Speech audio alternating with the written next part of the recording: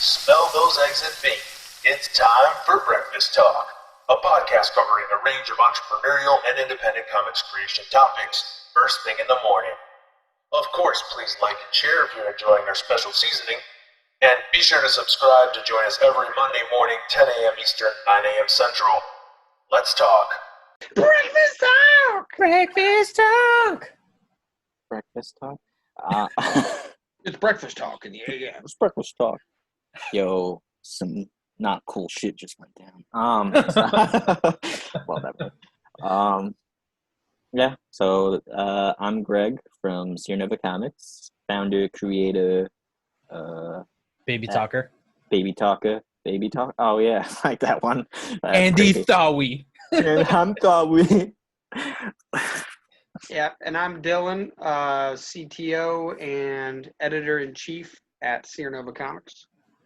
Yo, I'm Hector Hilo at New Leaf Studios, and I'm the art director and lead artist and pretty much all the cool things. I'm all the cool things. Over and all extraordinaire. Yeah, whatever that means. Breakfast Talk! Breakfast Talk! All right. Today's episode 10, and we're going to be talking about building out your comic business. So prepare for 3 hours of fun now. Dig in! They're going to be like looking at the time. They're like, what? It's only like 20 minutes. 23 and a half minutes. We break this down into 6 easy to watch Yes, yeah. hour videos. Yeah, 6 easily digestible 14-hour long Exactly. videos. You could basically do it in a weekend. You got it. You can build a business in a weekend, and we're going to show you how. Exactly. Be a millionaire in 2 weeks. For only 47 easy payments of $19.99. We can make you a millionaire after you make us a millionaire. Yeah, I'll show you how I made $1 million. Show you, How to make $1 million. It's self-help. All right. So, yeah.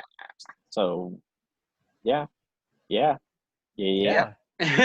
No, he's broken. Quick. Take the line off the record. Cool. But yeah, this episode we wanted to talk about basically a follow-up to the Baker or Businessman episode, where the concept is, now that you've decided to be a business owner of a comic book company and as opposed to just a creator, that's who this is for. So if you are just a creator, go back and watch that other episode, and hopefully that helps you out a lot. This particular one is definitely for the business owners, the ones that want to start a comic book company. And the idea is, what else can you do aside from creating comics? That's the key lesson of this episode. The goal is, how do you build out the rest of the business? Marvel ends up making movies eventually. What is it that you're going to do, and what options do you have? And Hector wants to tell us about a bunch of ideas he just came up with. How did you know? No, yeah. So you were referencing Marvel making movies, but way before that, I mean, they've made tons of different products. So they've made, they had merchandise for years. I mean, and that's again one other way to build out your business, and actually that's more of a like business as opposed to like a comic business, which is like creation first and then building fan base and then eventually making money off those. This is more direct. You can make a product, sell it to your fan base, and have direct exchange there. So for me, merchandising is kind of a no-brainer, or one of the first things that you should probably do when you're expanding. Because again, once you build some kind of fan base, there's probably somebody that would buy a $15 t-shirt or something like that, just for having that sake. Let's just put it that way. On the indie store. Yeah, on the indie store. And that was like comics.com/shop or merchandise or whatever the hell that link is. And for all the creators that are watching right now, that's definitely something you should be taking advantage of a lot more. The fact that there is a store where you can just put stuff up. I know there's a construction aspect right now, but like, again, once that comes back, maybe have all your ducks in a row when it comes to, oh yeah, sorry, this is like episode 10. So maybe it's already done with? No, or- it's definitely not going to be done with. Okay. Hey, Greg, don't you judge me. Well, No, we're going to but- try to add stuff to it. So, like, not We'll find only out. It may or may not be. You should check the link. Just in check case. the link just in case. If it's broken, it's not done yet. Then if it's broken, don't fix it. Just come back later. No, but yeah, merchandising is definitely one way to build it out. We were talking about going to Comic Cons. That's like another aspect of building out the business, I guess, is event-based stuff like that. I think another way to build it is exactly what we're doing right now, which is just doing a podcast, doing some kind of comic-related video aspect or podcast or something like that, where it's just audio, just anything that's content. And I think that's kind of the key thing is, when you're in the business side of it, you're not just in the business of creating comic content. It's just any content that like is related, I guess, or that you can use to build your brand. Yeah, and I would say like it's a good thing to think about too is, for example, let's pretend you're just selling a book, right? Like a regular book, just written word. So if you're trying to create a business around that, you're probably not just going to sell a book. You could sell a physical book. You could sell a digital book. You could create an audio book. Right there, you've now just created 2 additional products on top of that one product, and now you're starting the initiation and the beginning of creating a business. Maybe in that book, you reference resources. So now you have a affiliate page on your website where you're linking to products that you've already promoted, and those products then pay you for selling them. So there's several different routes to accruing income and building revenue sources through your business. But the idea is that very similar to music, many products are losing their direct value and increasing their indirect value. Chance the Rapper is a great example of this. He gave away all of his music for free and makes all of his money on concerts and merchandise, right? Yeah. So his main creation, the music, isn't even what makes him money anymore. It's all of the other stuff.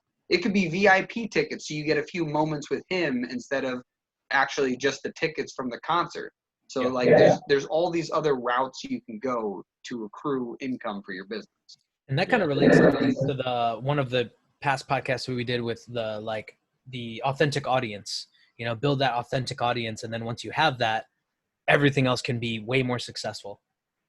Episode 4. Yeah, that's actually that's actually what we kind of did with our platform. That's most likely still under construction. We have like a free comics, and we're adding stuff to it that people can pay for. So there's the merch store that's already been on there. You can buy a shirt, our shirt, a New Leaf Studio shirt.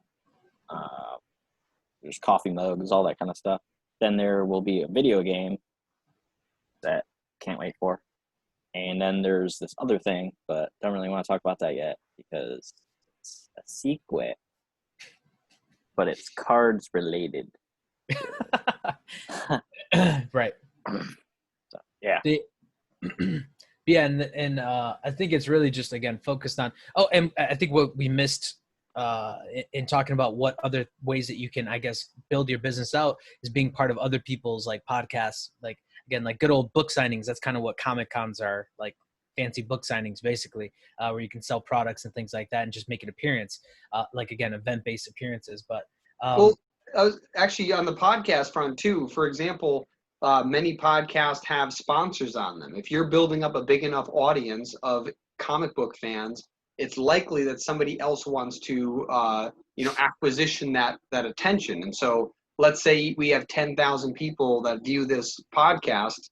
If Right. say we have 10,000 people viewing this podcast, then that's worth something to an advertiser, even if it's not related to comic books, right? Exactly. But it's especially more valuable if we've now built an audience around that. So say you write horror comics and you have a whole business around, scary T-shirts and products for like Halloween. You can end up, all of a sudden Halloween comes around, your podcast is one of the best ones to market on because of that. So you want to find your niche and really dive into it. Right. Exactly. Yeah. What other ways can we make business stuff? I think, through one thing that is kind of like a tricky area of business, and I've seen kind of some younger entrepreneurs kind of fall into this whole like affiliates thing. Like you'll have smaller companies that reach out to them because they have some kind of following or they're pretty or something like that. And then they're like, hey, be an affiliate and you get like 20% off. And it's like they're offering that to anybody that comes to their website anyway. So it's like not even a real thing, but creating real partnerships like how we've created with, the indie platform and things like that. I think that's a way to I guess build out your business in the sense that you have other arms that can try and help you market to their different networks. If you're going to a Comic-Con that's, close, if you're like saying to music production and an MC, you guys can collaborate and you know what I mean? So like there's different ways that you can reach out and make some real partnerships. And I think that the blockade really for the most part is I think there's too many mentalities that are like lone wolf. Like I have to go this alone. Everybody else is my competition. And I don't think that that's true at all because we're really competing with the multi-million-dollar companies, not with the small company that's right next to you, because that's the center point of the market is those bigger companies. So that's the marketplace you want to be in, not, the other 200 people that this person has on their, mailing list or something like that. So yeah, I think that's, networking. Yeah, I was going to say, what was it? One of the things you were mentioning, the previous podcast, that's what I was thinking, or 2 podcasts ago, the document versus create. The other reason that's so powerful too is that if you're pumping out, if you're pumping out content constantly and you're building an audience, that, like I said before, kind of like your podcast being able to monetize it, any form of traffic, any form of attention can be monetized in some way. Again, it could be selling your products. It could be selling someone else's products that you trust. It could be unrelated. Like maybe you like watches and somebody's like, hey, we would like to promote on your channel because you've gotten a large enough audience that knows, likes, and trusts you. And if you like our product, we'd like it if you promote our product, we'll pay you to do so. So there's actually, I totally forgot about it. There's actually, there it is. There's a great little book called Kaching, and the whole concept is how to make money online.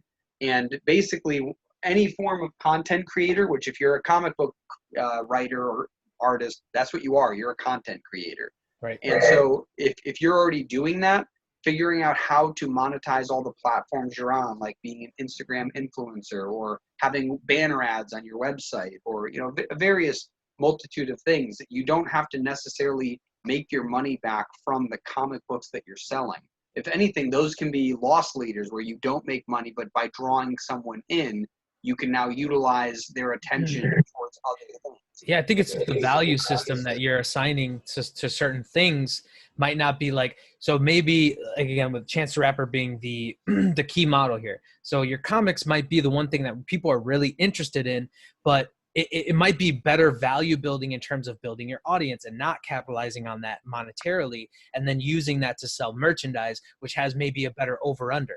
You know what I mean? So you don't have to spend as much to create the product and with your markup and all that kind of stuff, you're actually generating more pure profit.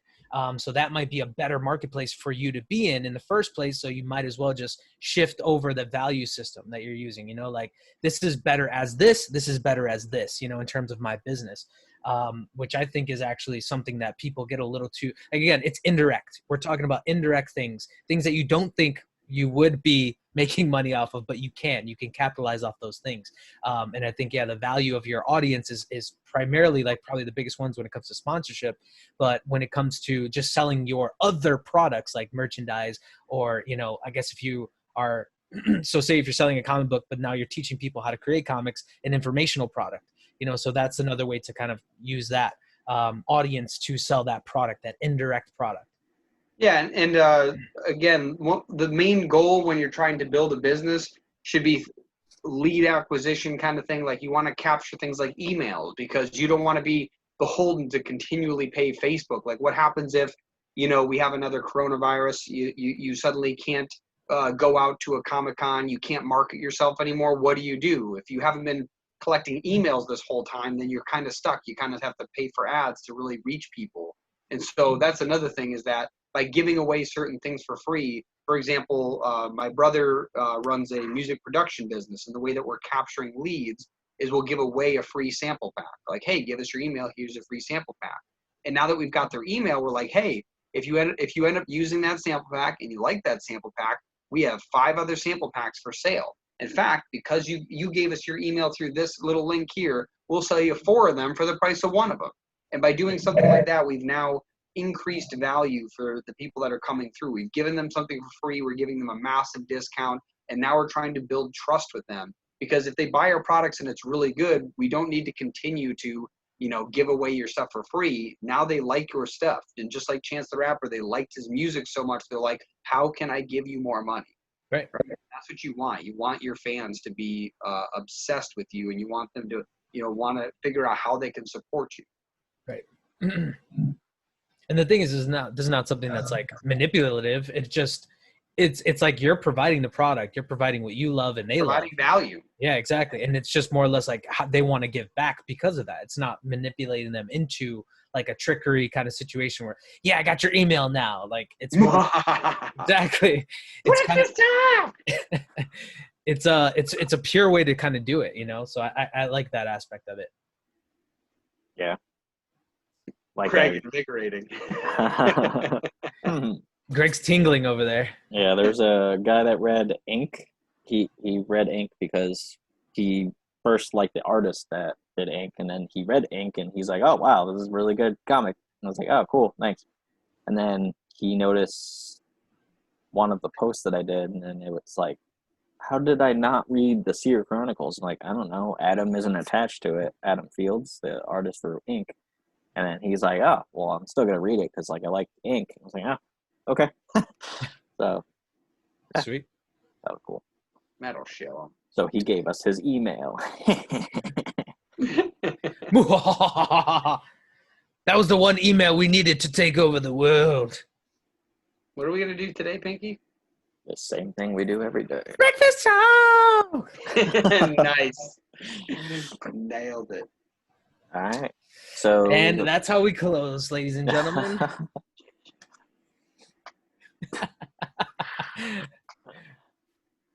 So that was episode 10 of Breakfast I already got mine in, so I'll let him have it. Here you go. Go ahead, Dylan. Breakfast Talk. Woo. All right, where's the Zoloft? Woo. No, all right, cool. So yeah, make sure to like, share, subscribe, hit the bell, punch the bell, and it's Punch right in the face. right in the face. And This is you. This is the button. This is you. This is you on buttons. Exactly. This is your channel on buttons. Yeah. So make sure to come back for episode 11. That's one more than 10. Yeah, that is. Math.